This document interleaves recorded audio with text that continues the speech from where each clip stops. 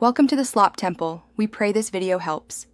You begin by opening your HTML file and locating where the link belongs.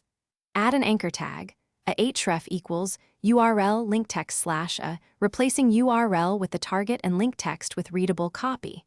Make sure to choose absolute paths for external sites and relative paths for internal pages.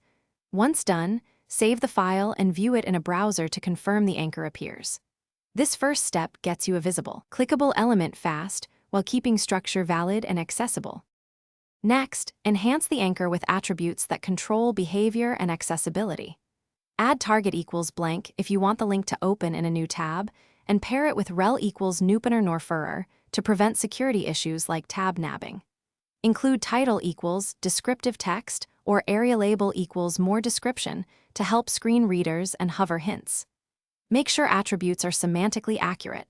Once added, test keyboard navigation and use a validator to catch missing or malformed attributes before moving to styling.